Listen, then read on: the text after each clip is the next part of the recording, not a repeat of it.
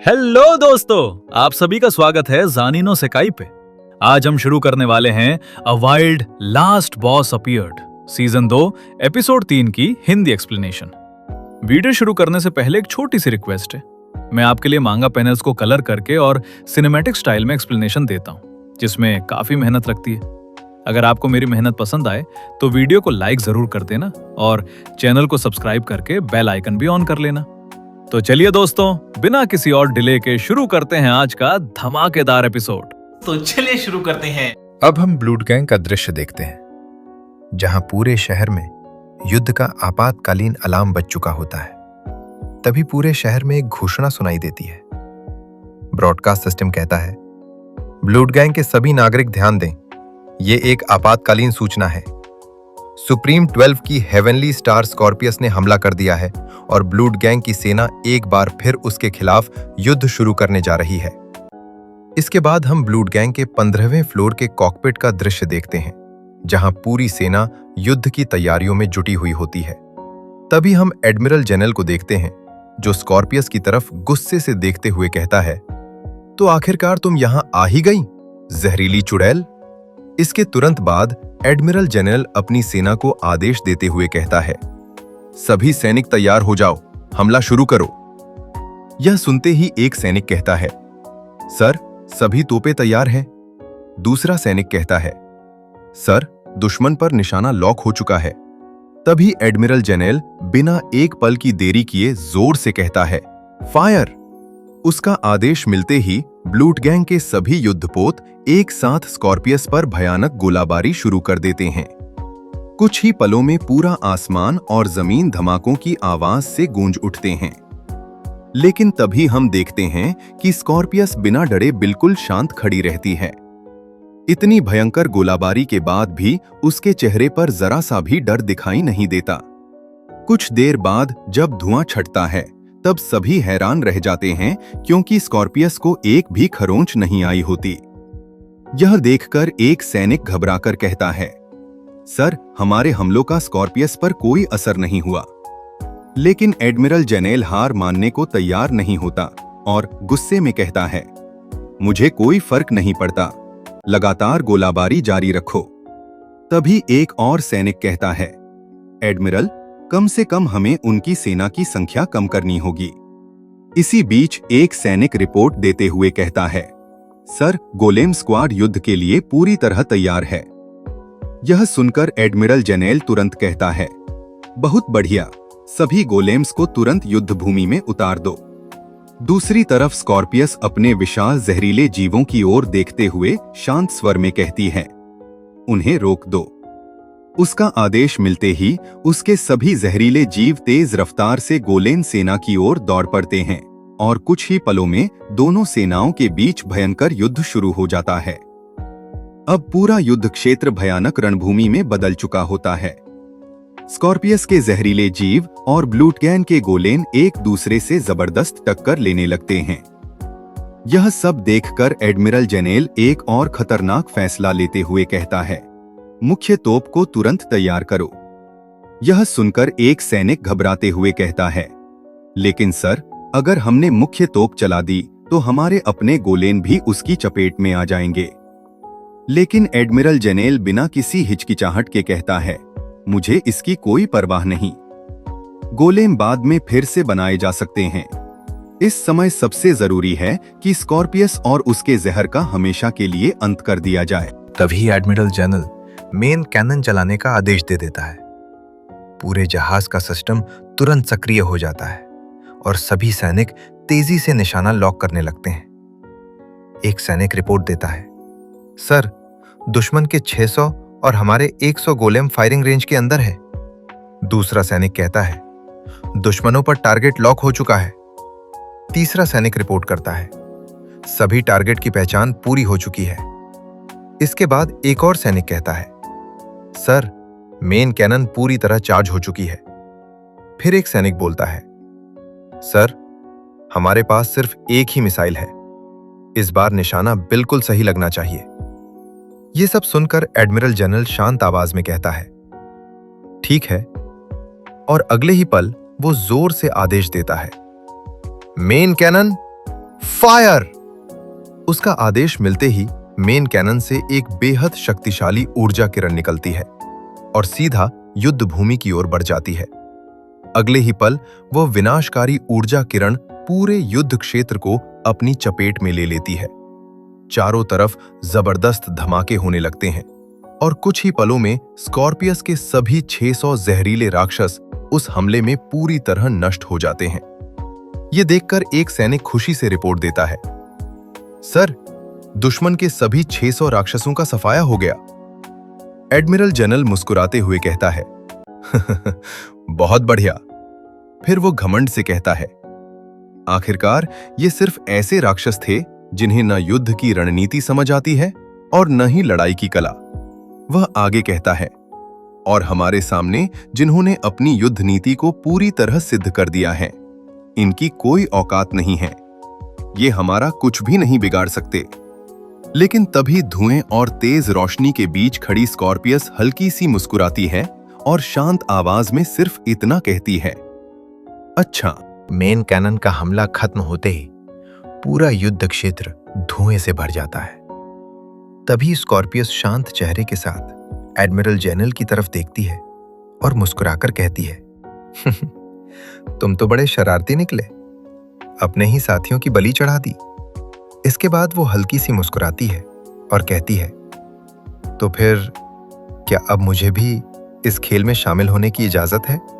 इतना कहते ही स्कॉर्पियस बिजली जैसी रफ्तार से आगे बढ़ती है और अगले ही पल पूरे युद्ध क्षेत्र में जबरदस्त धमाके होने लगते हैं। अगले ही पल स्कॉर्पियस अकेले ही गोलेम सेना पर टूट पड़ती है। उसके हर वार के साथ दर्जनों गोलेम पल भर में तबाह होने लगते हैं। ये देखकर एक सैनिक घबराकर चिल्लाता है, सर, उस एक ही हमले में हमारी आधी गोलेम सेना नष्ट हो गई। दूसरा सैनिक कहता है, अगर यही चलता रहा तो वो हमारी पूरी सेना खत्म कर देगी। ये सुनकर एडमिरल जेनल के चेहरे पर पहली बार चिंता साफ दिखाई देती है और वो खुद से कहता है, क्या हमने उसकी ताकत को बहुत कम आंक लिया था? दूसरी तरफ स्कॉर्पियस लगातार मुस्कुराते हुए युद्ध करती रहती है, मानो ये लड़ाई उसके लिए सिर्फ एक खेल हो। उसे देखकर एडमिरल जेनल गंभीर आवाज में कहता है, इस बार हमारा सामना ऐसे राक्षस से है जो हमारी हर रणनीति को पल भर में उलट सकता है। आखिरकार ये सुप्रीम 12 हेवनली स्टार्स में से एक है। कुछ पल सोचने के बाद वह फैसला लेते हुए कहता है, अब हमारे पास कोई दूसरा रास्ता नहीं बचा है। फिर वह जोर से आदेश देता है, स्केल स्क्वाड को तुरंत युद्ध भूमि में भेजो। सिर्फ वही ऐसे राक्षस को कुछ देर तक रोक सकते हैं। सैनिक तुरंत जवाब देते हैं, जी सर। लेकिन तभी एक और सैनिक घबराते हुए दौड़कर आता है और चिल्लाता है, सर, बड़ी समस्या हो गई है। अब दूसरी तरफ हम ब्लूड गैंग की पहली मंजिल का दृश्य देखते हैं, जहां अचानक एक सैनिक घबराते हुए दौड़ कर आता है और रिपोर्ट देते हुए कहता है, सर, ब्लूड गैंग की पहली मंजिल पर कई शक्तिशाली मैना रिएक्शन महसूस हुए हैं। इसके बाद वो और भी ज्यादा घबरा कर कहता है, डीमन फोक हमारी किलेबंदी के अंदर घुस चुके हैं। ये सुनते ही वहां मौजूद एक अधिकारी हैरानी से कहता है, क्या कहा तुमने? तभी हम महारानी लुफास को देखते हैं, जो बिल्कुल शांत नजर आती हैं और कहती हैं, लगता है अब यहां भी असली हलचल शुरू हो गई है। तभी सभी लोग बाहर की ओर देखते हैं और पाते हैं कि कई डीमन फोक सैनिक अचानक इमारतों की छतों पर दिखाई देने लगे हैं। उन्हें देखकर डीना हैरानी से कहती है, ये लोग आखिर अचानक यहां कैसे आ गए? डीना की बात सुनकर लिब्रा अपना अंदाजा लगाते हुए कहती है, मुझे लगता है स्कॉर्पियस ने जानबूझकर हमारे सारे गोलेम्स के बाहर निकलने का इंतजार किया था। उसके बाद ही इन लोगों ने किसी गुप्त रास्ते से हमला किया है। लिब्रा की बात सुनकर एगोकेरोस गंभीर आवाज में कहते हैं, इसका मतलब साफ है, स्कॉर्पियस डीमन फोक के साथ मिलकर काम कर रही है। इसके बाद वह अपनी मैना को महसूस करते हुए कहते हैं, यह चंद्र तत्व की मैना है, यानी लूना यहां मौजूद है। यह सुनकर महारानी लुफास हल्की मुस्कान के साथ कहती हैं, तो लूना एक औरत है, नाम से मुझे पहले ही कुछ ऐसा अंदाजा था। इस पर एगोकेरोस सिर हिलाते हुए कहते हैं, हाँ महारानी लुफास, वह डीमन फोक की 7 यूमिनरीज में से एक है और चंद्रमा पर शासन करती है। वह छिपकर हमला करने और अशांति फैलाने में माहिर मानी जाती हैं। इसके बाद एगोकेरोस लूना के बारे में और जानकारी देते हुए कहते हैं, वह अक्सर पुरुषों जैसे कपड़े पहनती है, लेकिन मुझे पूरा विश्वास है कि वह एक महिला है। यह सुनकर महारानी लुफास हल्की सी मुस्कुराती हैं और कहती हैं, एक महिला। यह बात मेरे पुराने पुरुष वाले अहंकार को थोड़ी चोट जरूर पहुंचा रही है। इसके बाद वह गंभीर होकर कहती हैं, लेकिन इसका मतलब यह नहीं कि मैं उसे छोड़ दूंगी। तभी एगोकेरोस आसपास का माहौल महसूस करते हुए कहते हैं, लगता है उन्होंने अपने आने के निशान छिपाने की भी जरूरत नहीं समझी। इसके बाद वह महारानी लुफास की ओर देखकर कहते हैं, अगर आप अनुमति दें तो मैं उसकी मैना को महसूस करके उसकी सही जगह का पता लगा सकता हूं। कुछ पल बाद वह अचानक रुक जाते हैं और कहते हैं, हालांकि मुझे कुछ अजीब सा महसूस हो रहा है। हो सकता है वह स्कॉर्पियस के हमले को बहाना बनाकर हमारे सबसे शक्तिशाली लोगों को निशाना बनाना चाहती हो। फिर भी हमें उसे रोकना ही होगा। यह सुनकर महारानी लुफास तुरंत आदेश देते हुए कहती हैं, एगोकेरोस, मैं यह मिशन तुम्हें सौंपती हूं। अगर संभव हो तो लूना को जिंदा पकड़कर लाना। जैसी आपकी आज्ञा, महारानी लुफास। इसके बाद महारानी लुफास गंभीर स्वर में कहती हैं, लेकिन याद रखना, इस लड़ाई में किसी भी निर्दोष नागरिक को नुकसान नहीं पहुंचना चाहिए। इसके बाद महारानी लुफास अपनी टीम की ओर मुड़कर देखती हैं और आदेश देते हुए कहती हैं, विर्गो, डीना और कार्किनस, तुम तीनों मेरे साथ चलो। हम सीधे स्कॉर्पियस का सामना करेंगे। यह सुनकर विर्गो, डीना और कार्किनस एक साथ कहते हैं, जी महारानी लुफास। उधर दूसरी तरफ हम पहली बार एक नई villain Luna of the moon को देखते हैं। वह डीमन फोक की 7 ल्यूमिनरीज में से एक है और बेहद तेजी से अपने लक्ष्य की ओर बढ़ रही होती है। आगे बढ़ते हुए लूना मन ही मन कहती है, अब हम और असफल नहीं हो सकते, क्योंकि अगर हम हार गए तो यह सिर्फ हमारी हार नहीं होगी, यह उस व्यक्ति की हार भी मानी जाएगी। उधर दूसरी तरफ तेजी से आगे बढ़ती हुई लूना अचानक किसी को याद करने लगती है। तभी उसके मन में तेरासामा की बातें गूंजने लगती हैं। लूना, मैं ही 7 ल्यूमिनरीज का संस्थापक हूं और साथ ही मैं महान डीमन किंग का पुत्र भी हूं। इसके बाद तेरासामा शांत स्वर में लूना से कहते हैं, ज्यादा खुश मत हो, तुम्हें 7 ल्यूमिनरीज में सिर्फ अस्थायी रूप से शामिल किया गया है, क्योंकि हमारे पास कोई दूसरा योग्य उम्मीदवार नहीं था। यह सुनकर लूना घबराते हुए कहती है, कृपया मुझे कम मत आकिए टेरासामा, मैं भी 7 ल्यूमिनरीज में से एक हूं। तभी टेरासामा उसकी ओर देखते हुए कहते हैं, तुम एक महिला हो, इसलिए बेवजह अपनी जान जोखिम में मत डालना। फिर टेरासामा मन ही मन सोचते हैं कि वो अब भी डीमन फोक पर पूरी तरह भरोसा नहीं कर सकते। इसके बाद वो लूना से कहते हैं, तुम बस अपनी स्काउटिंग और दुश्मनों के बीच अशांति फैलाने का काम अच्छे से करो। बहुत ज्यादा कोशिश करने की जरूरत नहीं है, और ये इसलिए नहीं कह रहा कि तुम मजबूत नहीं हो। ये सुनकर लूना बस धीरे से बुदबुदाती है, जी। लेकिन टेरासामा की ये बातें लूना के दिल में गहराई तक उतर जाती हैं।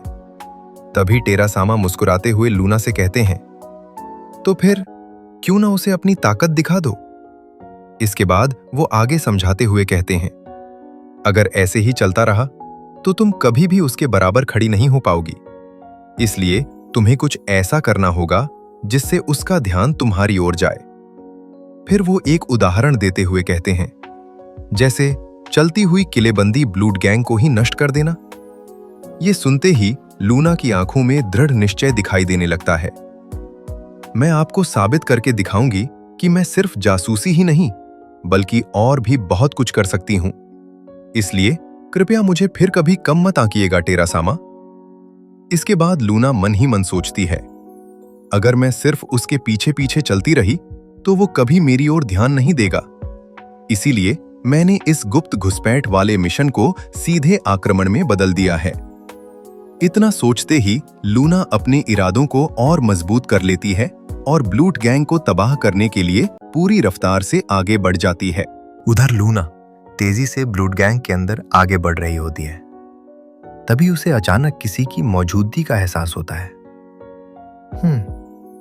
कोई मेरा पीछा कर रहा है। अगले ही पल उसके सामने काले साए जैसी कई धारदार बेलें उभर आती हैं और उस पर हमला कर देती हैं। हमले से बचते हुए लूना हैरानी से कहती है, मैं जानती थी कोई ना कोई मेरा पीछा जरूर कर रहा था। तभी अंधेरे में से एक रहस्यमयी आवाज गूंजती है, अफसोस, अगर तुम्हें बिना एहसास हुए वार लग जाता तो तुम्हें डर महसूस करने का भी मौका नहीं मिलता। ये सुनकर लूना सामने देखती है और हैरानी से कहती है, तुम कौन हो? अगले ही पल अंधेरे से एक आदमी बाहर आता है।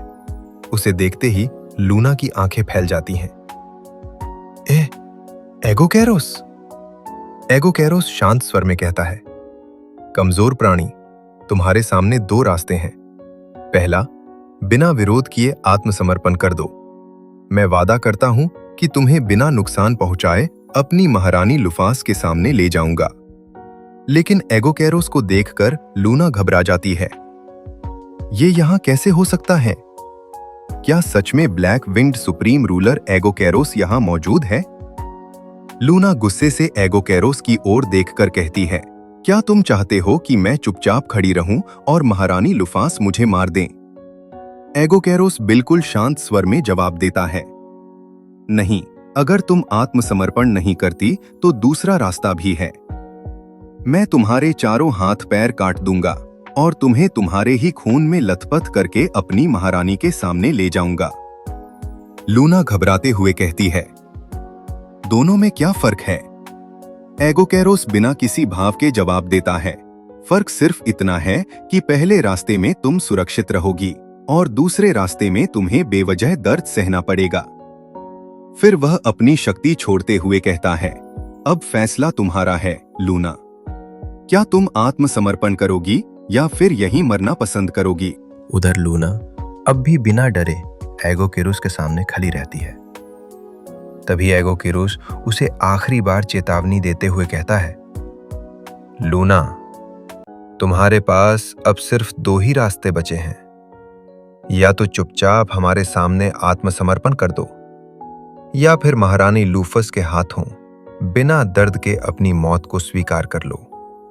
लेकिन लूना बिना एक पल सोचे गुस्से में कहती है, कभी नहीं। मैं टेरा सामा का नाम कभी बदनाम नहीं होने दूंगी। मैं अपनी किस्मत का फैसला खुद करूंगी। इतना कहकर लूना अपनी पूरी ताकत इकट्ठा करती है और सीधे एगो कैरोस पर हमला कर देती है।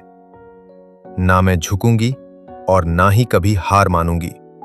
लेकिन लूना का यह हमला एगो कैरोस पर जरा सा भी असर नहीं कर पाता।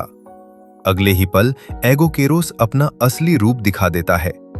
पल भर में वह एक विशाल काले बकरे जैसे दिव्य राक्षस में बदल जाता है।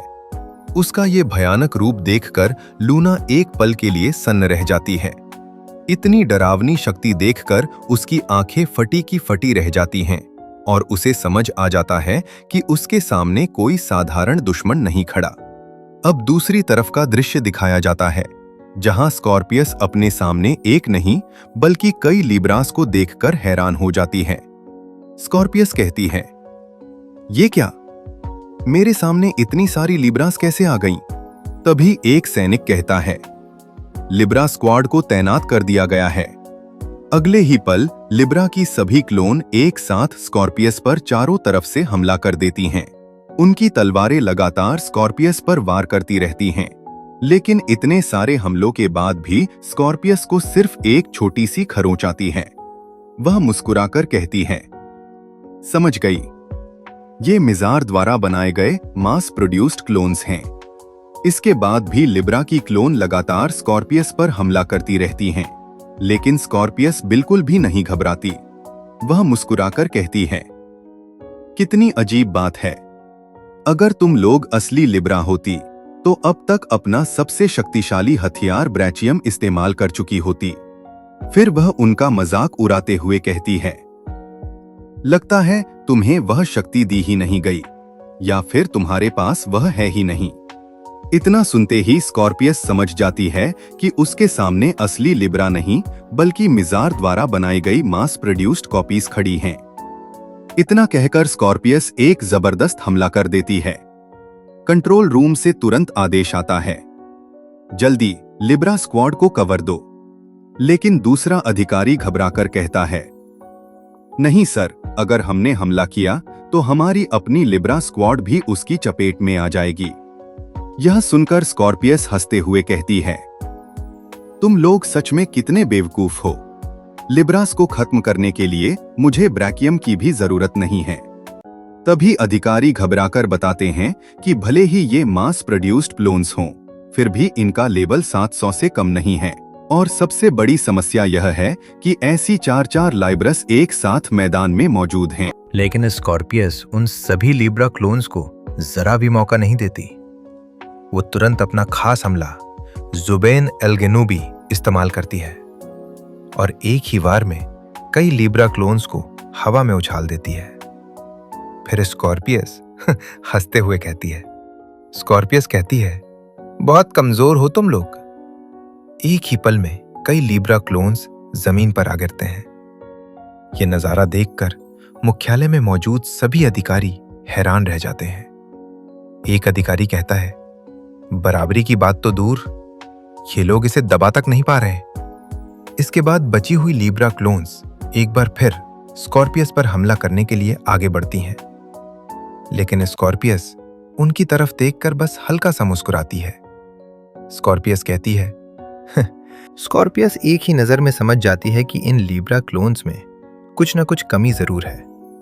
वो मुस्कुराते हुए कहती है, तो मतलब तुम लोगों में ब्रैचियम लगाया ही नहीं गया? और इतना ही नहीं, तुम में से हर एक के पास लिब्रा की असली शक्ति का सिर्फ आधा हिस्सा ही है ना? इतना कहते ही स्कॉर्पियस के चेहरे पर एक खतरनाक मुस्कान आ जाती है। फिर वो आगे बढ़ते हुए कहती है, ठीक है, अब बहुत खेल हो चुका। अब स्कॉर्पियस ने तय कर लिया था कि वो इस लड़ाई को यहीं खत्म कर देगी। इतना कहकर स्कॉर्पियस बिना किसी डर के फिर से हमला कर देती है। वो मुस्कुराते हुए कहती है, तुम लोग तो सिर्फ लिब्रा की सस्ती नकल हो, इसलिए तुम्हारा तत्व मेटल होना चाहिए और मेरा तत्व फायर है। आग कभी धातु से नहीं हारती। स्कॉर्पियस का हमला होते ही कई लिब्रा क्लोन्स पूरी तरह टूटने लगते हैं और उनके शरीर चकनाचूर होकर बिखर जाते हैं। ये देखकर एक लिब्रा घबरा जाती है। लिब्रा कहती है, नहीं। स्कॉर्पियस गुस्से से कहती है, मूर्ख, क्या तुम्हें सच में लगता है कि तुम मुझसे बचकर निकल पाओगी? स्कॉर्पियस बिना रुके लगातार लिब्रा क्लोन्स पर हमला करती रहती है। उसकी जंजीर जैसी पूंछ बिजली की रफ्तार से चारों तरफ वार करने लगती है। लिब्रा क्लोन्स उसके हमलों से बचने की पूरी कोशिश करती हैं, लेकिन कोई भी उसके सामने टिक नहीं पाती। एक के बाद एक सभी क्लोन्स बुरी तरह घायल होने लगती हैं। स्कॉर्पियस उन्हें देखकर हल्का सा मुस्कुराती है। फिर वो अपने सिस्टम को आदेश देते हुए कहती है, स्कॉर्पियस कहती है, सेल्फ डिस्ट्रक्ट सीक्वेंस एक्टिवेट। ये सुनते ही पूरे युद्ध क्षेत्र का माहौल अचानक बदल जाता है, क्योंकि स्कॉर्पियस अब इस लड़ाई को एक ही झटके में खत्म करने की तैयारी कर चुकी थी। तभी कंट्रोल रूम द्वारा एक्टिवेट किया गया सिस्टम अपना हमला शुरू कर देता है। अगले ही पल पूरे युद्ध क्षेत्र में एक जबरदस्त धमाका होता है और हर तरफ धूल का गुबार छा जाता है। ये देखकर एक सैनिक घबराकर कहता है, क्या हमने उसे खत्म कर दिया? लेकिन तभी अधिकारी चारों तरफ नजर डालते हुए कहते हैं, हमने उसे रोकने के लिए बहुत बड़ी कीमत चुकाई है। हमारे ज्यादातर हाई लेवल कोलेम स्क्वाड नष्ट हो चुके हैं। साथ ही चारों मास प्रोड्यूस्ड लिब्रा यूनिट्स भी या तो तबाह हो गईं या इतनी बुरी तरह क्षतिग्रस्त हो गईं कि अब उनकी मरम्मत करना लगभग नामुमकिन है। फिर भी वो राहत की सांस लेते हुए कहते हैं, लेकिन कम से कम हमने 12 हेवनली स्टार्स में से एक को तो हरा ही दिया। इतने में धुएं के बीच से अचानक एक आवाज सुनाई देती है। स्कॉर्पियस कहती है, कहूं तो अभी का हमला थोड़ा खतरनाक जरूर था। उसे जिंदा देखकर कंट्रोल रूम में मौजूद सभी लोग दंग रह जाते हैं। एक सैनिक घबराकर कहता है, असंभव, क्या उसने मास प्रोड्यूस लीब्रा यूनिट्स को तोड़कर उसी पल जबरदस्ती बाहर निकलने में कामयाबी हासिल कर ली? स्कॉर्पियस फिर मुस्कुराते हुए सामने खड़ी लीब्रा यूनिट से कहती है, लेकिन अब खेल खत्म हो चुका है। एक ही चाल दूसरी बार मुझ पर काम नहीं करेगी।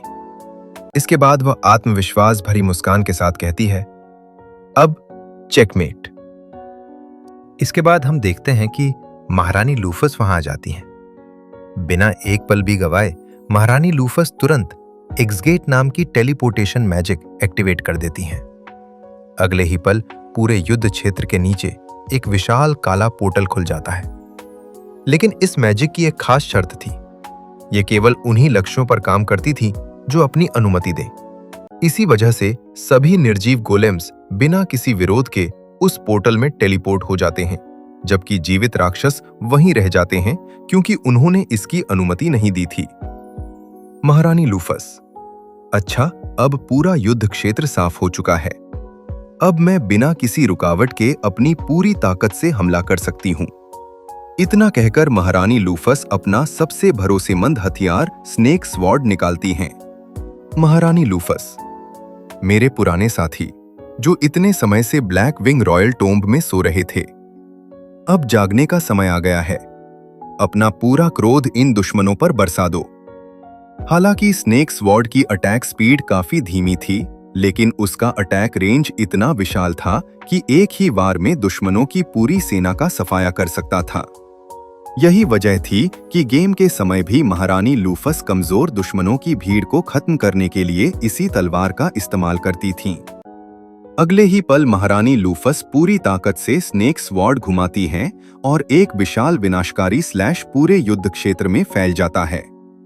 कुछ ही सेकंड में चारों तरफ जोरदार धमाके होने लगते हैं और दुश्मनों की पूरी सेना उस भयानक हमले की चपेट में आ जाती है।